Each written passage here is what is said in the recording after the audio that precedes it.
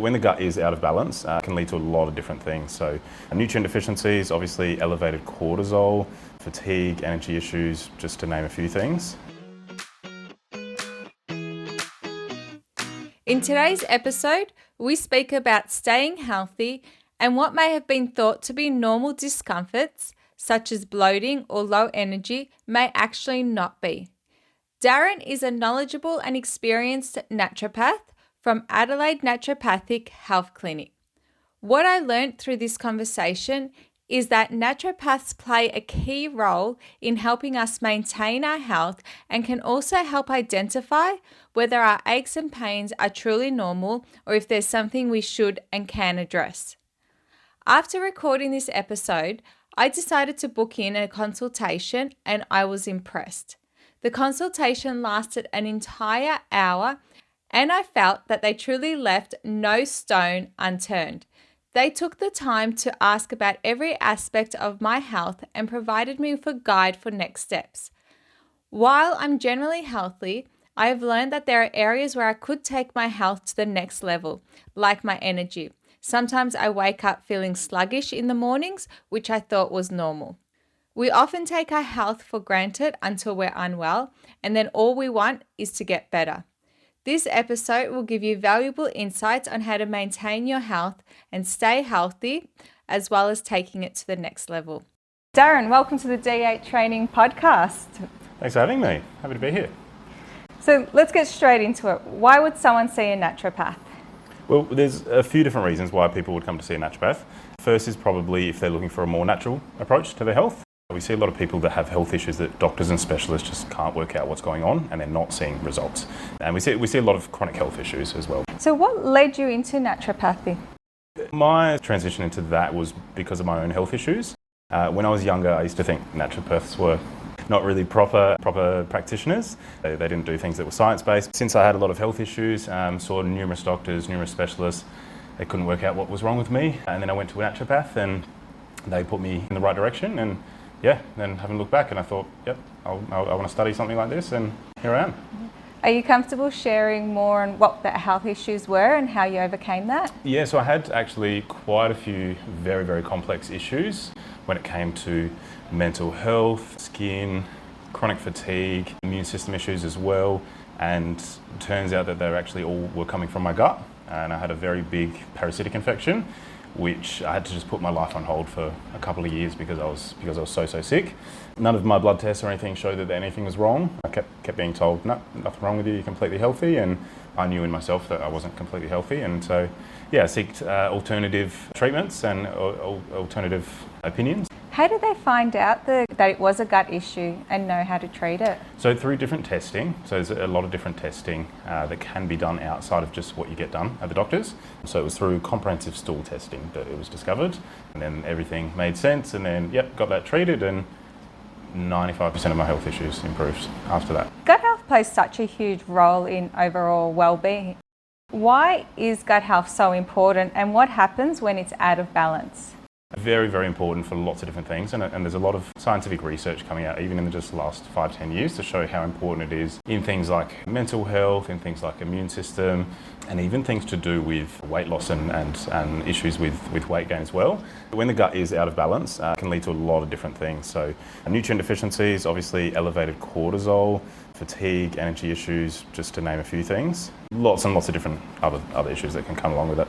Is getting gut testing something you recommend for all people? When would be an appropriate time for them to try it? Yeah, maybe not all people. If people have health issues, yes, especially people with gut health issues. The interesting thing with my journey is I had no gut symptoms whatsoever. I just had all these other symptoms, but my gut was absolutely functioning perfectly fine, as it sort of should.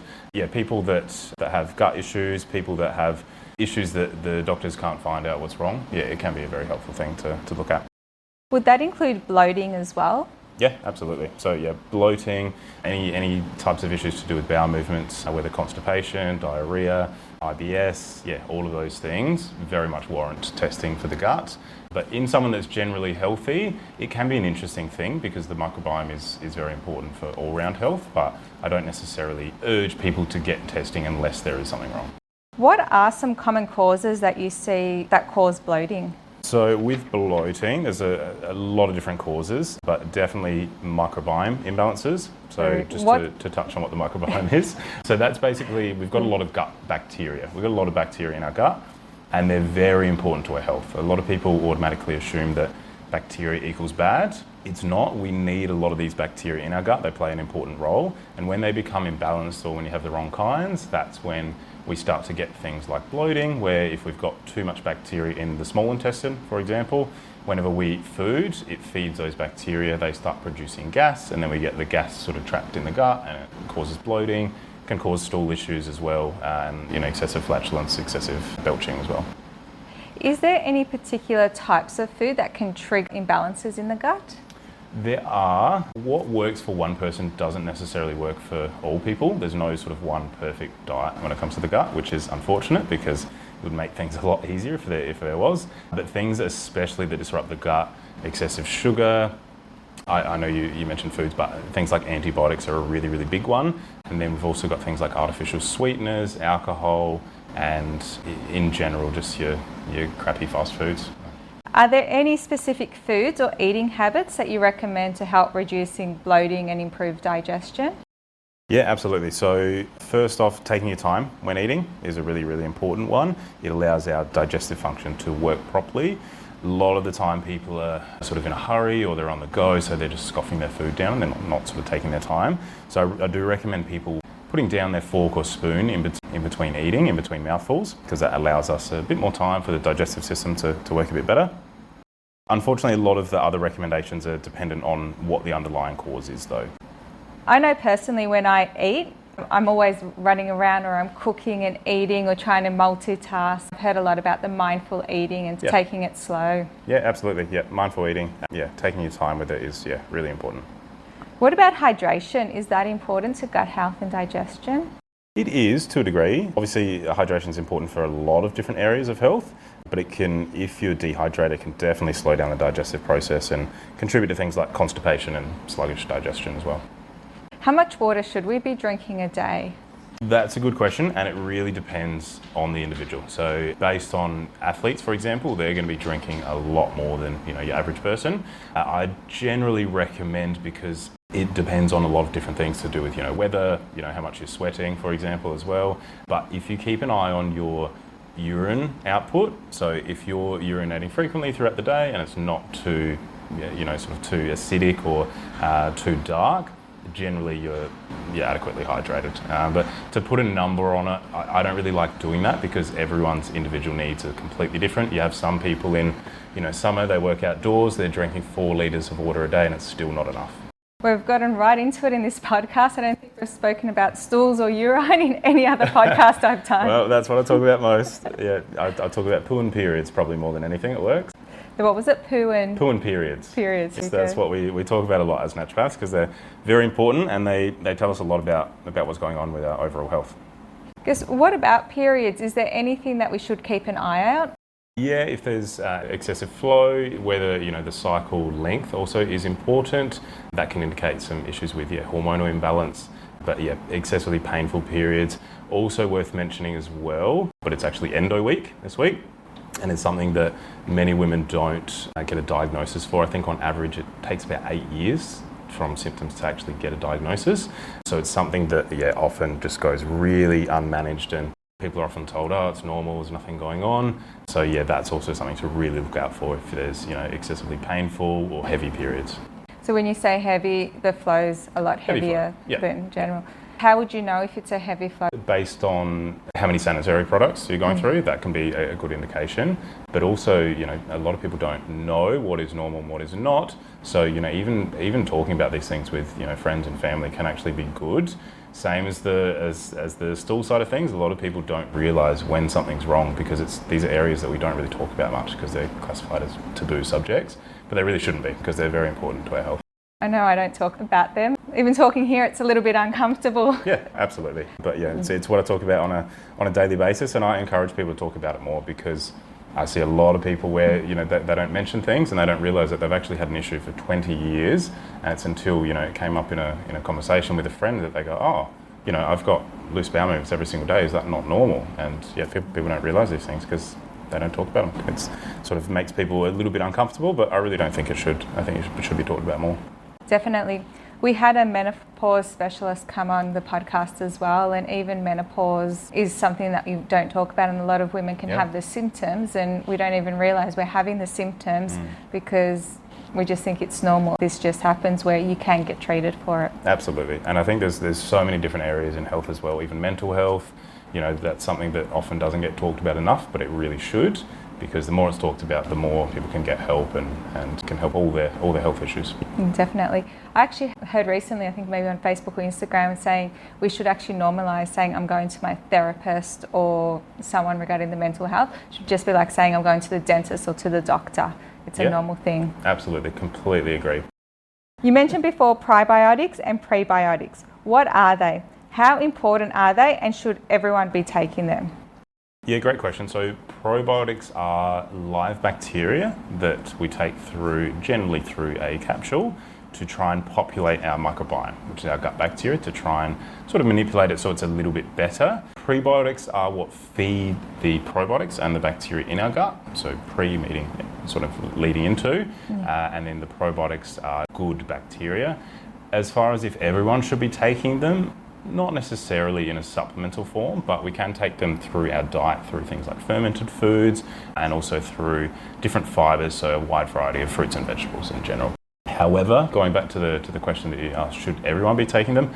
No, and in some conditions they're actually not helpful. So it's not a case of it's good for everyone, it's good for majority of people, but in some instances they can actually flare people up and make people worse. So you've got to be a little bit careful with things, and that's where seeing a professional is a good idea. So when I come in or someone comes in to see you for an appointment, how does the appointment work? Our appointments go for an hour long, so they're very long appointments compared to what you'd see a GP for. So we delve very deep into things. We get a massive background history of what's been going on, talking about what you're coming in for and what your major complaints are, as well as digging deep into things like diet and other things. We look at everything from a very different perspective, where we want to treat the root cause of things rather than just focusing on symptoms and trying to cover up the symptoms. We want to try and figure out what's going on and then treat that. We do that through lots of different things, so through asking lots of questions, but also through doing lots of different tests, whether it be blood tests or what's called functional pathology tests, which are a little bit different because they can be a bit more extensive and they can cost out of pocket and not be covered under Medicare, but those ones can be really, really good for lots of different conditions to do with the gut, to do with hormones, and to do with things like energy issues and stuff like that as well. Once you have the appointment, you've taken through the tests, and then do we come back for a second appointment and you analyse the tests? Or? Yeah, absolutely. So the tests are pathology test kits a lot of the time, or they're going to be blood tests, so either going to your clinical labs and getting your bloods done, or doing an at-home test kit, which can be something like taking a stool sample or taking a saliva sample, and then we often get people back in and we've got the results, and then we go through the results and come up with a plan going forward for them based on what's going on, and potentially getting people a diagnosis when they haven't had one in, some people it's 10 plus years. We leave no stone unturned with what we look at for people's health issues. Is there anything that you see that's common that comes up after you do the tests? Yeah, so we do a lot of gut testing. So we see a lot of bacterial overgrowths in the gut, of nasty bacteria. We see a lot of bacterial overgrowth in the small intestine as well. We see a lot of hormonal tests where there's elevated things like estrogen or elevated testosterone. And then we also do a lot of saliva testing where we see a lot of elevated cortisol, which can massively contribute to a lot of different things, from your energy issues to weight gains. I know there's times, and there's even people that have mentioned it in the gym, and now that I'm approaching 40, I find it. I can exercise, I can eat well, train regularly, do a lot of the right things 80% of the time. I believe in the 80-20 rule. Yet sometimes still feel low on energy, lethargic, or even burnt out. Is this normal, and what are the common causes of this? It's definitely not normal, but it is common, yes. So lots of different things there. There could be lots of different things going on. I generally recommend people getting yearly blood tests done to check things like iron, B12, TSH, which is your thyroid, as well as full blood evaluation and vitamin D. So they're very, very important for sort of overall energy levels Is there any hidden reasons why someone might not be seeing the results, or is there something that you see fairly common come up on why they're not losing the weight or they've got that low energy?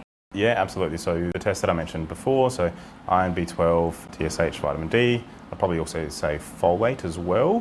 Also other things that I do see a lot of where people are trying to lose weight, not quite getting to where they want to be. Things like cortisol. So cortisol elevations or fluctuations throughout the day can cause you to store more fat, and also elevated insulin and elevated blood sugar, underactive thyroid, and also hormonal issues like issues with estrogen and progesterone as well. There's a lot of things there, but it sounds like the common bit, it's elevated. We've got more in our body than we need to.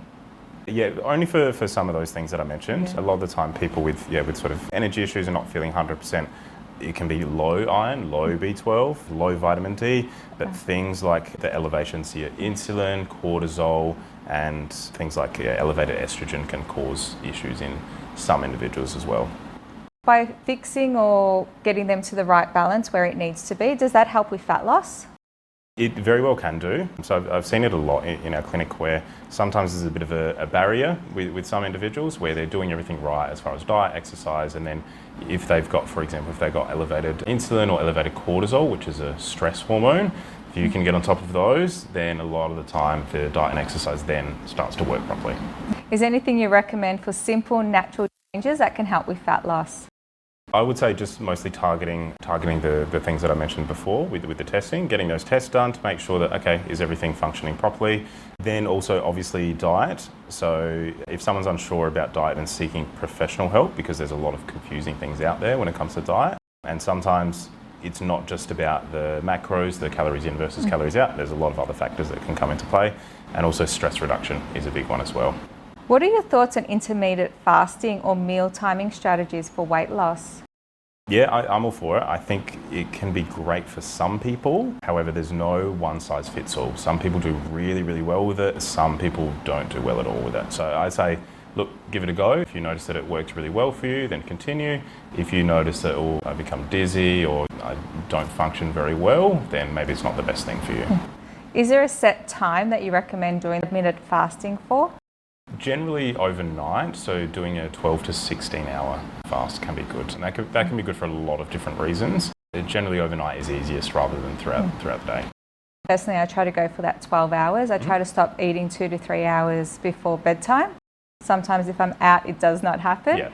But I find that helps, and then it's easy going through the night. I think that's perfect. Yeah, I think that's a perfect way of doing it. Moving on to supplements. Are there any key supplements that most people should be taking? I don't think necessarily everyone has to be taking supplements. I think if our diets are quite good, then that should cover most bases for certain nutrients. However, a lot of the ones that I find myself time and time again recommending to people is omega-3 fatty acids, and magnesium, and probiotics as well. So they're probably my top 3 that would probably work for the majority of the population. But again, there's no one size fits all. They're just very common ones that people are deficient in or that are going to benefit them and help them in some way. Could you explain a little bit more on the 3 supplements and what they actually target and do? All 3 of those have a lot of research behind them. So omega-3, very good for reducing inflammation, very good for cardiovascular health, excellent for things like arthritis as well, excellent for things like mental health.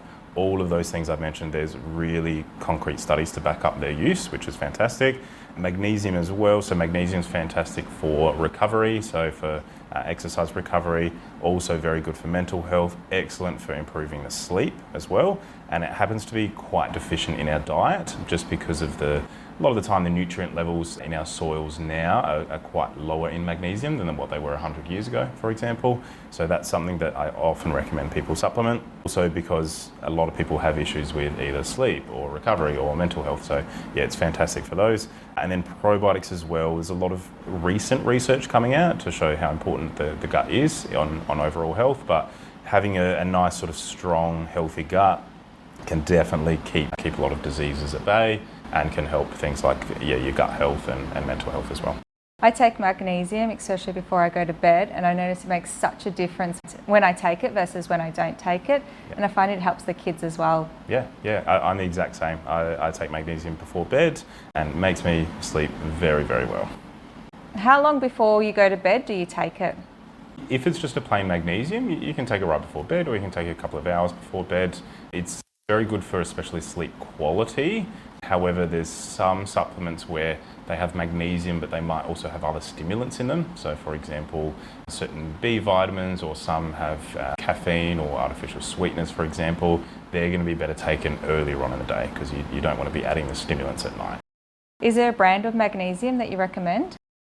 I would generally just say the form of magnesium is most important. So I generally recommend magnesium glycinate. That's going to be generally best absorbed and is generally best for a wide variety of issues. So if you can find a supplement with magnesium glycinate in it at a decent dose, then that's going to be fantastic. The one that I use, so we use a lot in our clinic, so I typically favour those because I know that they're very good quality, very high dose, and they work very, very well, and they're actually paired with a couple of other things that are very helpful. However, if you're looking for something at the chemist, something like ethical nutrients, mega magnesium is actually a decent form of magnesium that people can use. You do pay a little bit more for a good quality magnesium. In my eyes, it's money well spent. When it comes to supplements, is there a big difference between brands and ingredients, or are they all essentially the same? Because sometimes I look at them and I look at the different prices and I'm like, well, is there a difference between a cheaper one versus a higher cost one? Yes and no. For example, with the magnesium, if you find two different magnesium supplements and they both have the same form, magnesium glycinate, and let's say it's 1,000 milligrams, I would just be going for the cheaper one. You're probably just paying for a fancy label, to be completely honest. With other things like herbal medicines, for example, so if people want to go to the shop and get some echinacea, which is great for the immune system, I would be looking for a good quality one, and I'd typically recommend working with a naturopath, because a lot of the ones you get off the shelf are not the best quality, and you can't really trust sort of the testing that they go through. Whereas with nutrients, if it's something like L-glutamine, if it's something like magnesium glycinate, and it says that that's the only ingredient, I think you can use pretty much any. What are your thoughts on protein? How much protein is ideal to consume per day? Yeah, look, big fan of protein for lots of different reasons. Not just for, a lot of people think just for putting on weight, but absolutely not. It's very, very good to help regulate blood sugar. It can be very helpful for weight loss and lots of different things. So I think, yeah, protein is fantastic. Trying to get it through your diet would be optimal, but sometimes people, do benefit from a supplement. Generally 1 to 2 grams of protein per kilo of body weight. Obviously, it depends on your goals though. If you're someone that's looking to really put on, some muscle, that's going to be different for someone who's just looking to maintain their weight, for example. So if I want to put on muscle, go for like the 2 grams of protein per, is it ideal body weight or current body weight? On sort of current body weight, but you can also go up a bit higher than the 2 grams. But yeah, it does depend on your goals, as well as how much you're exercising and a lot of other factors too.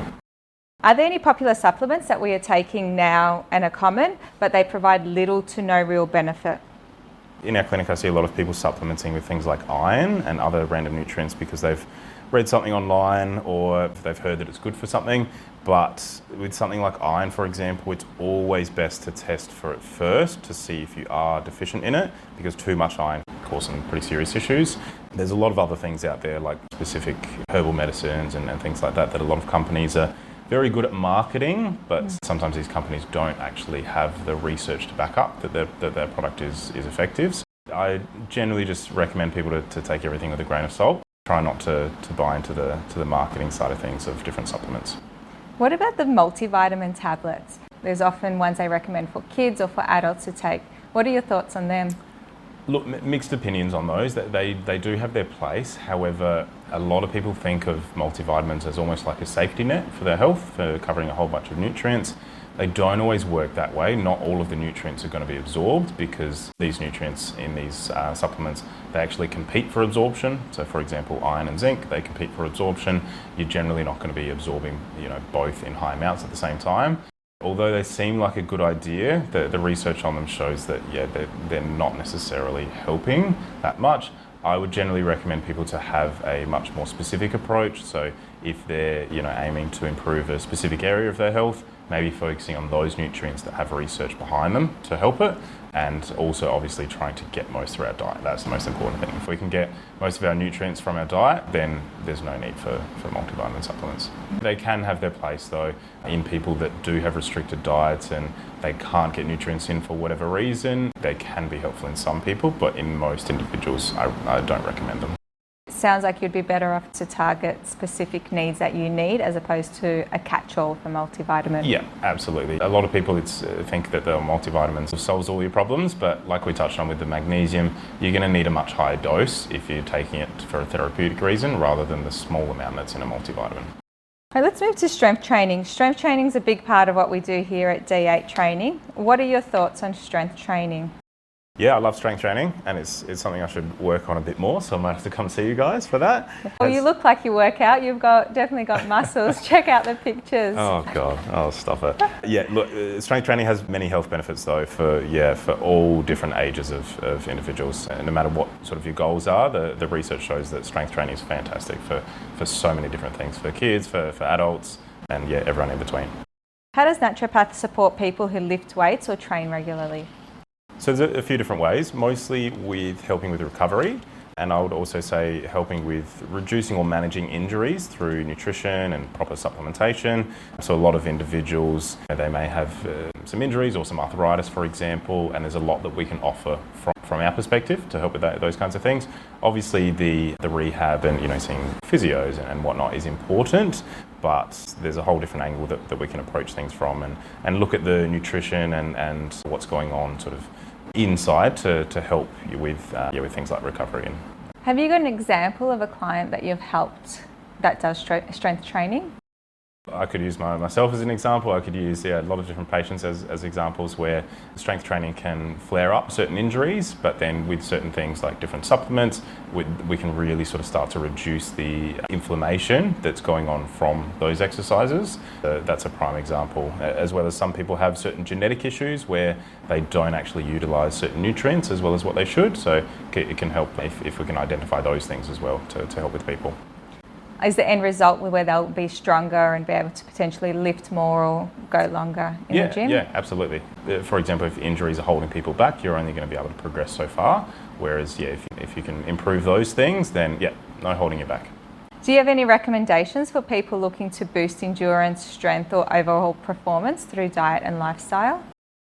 It does depend on the individual though, because everyone is so different and their recommendations are going to be so different. But a couple of things that do have some really good research behind them that probably appeal to the majority of people, I would say increasing protein through the diet for especially endurance, strength, performance. A bit of a weird one, but beetroot juice is quite an interesting one and one that I love. That has actually been scientifically proven to increase performance and oxygen levels as well.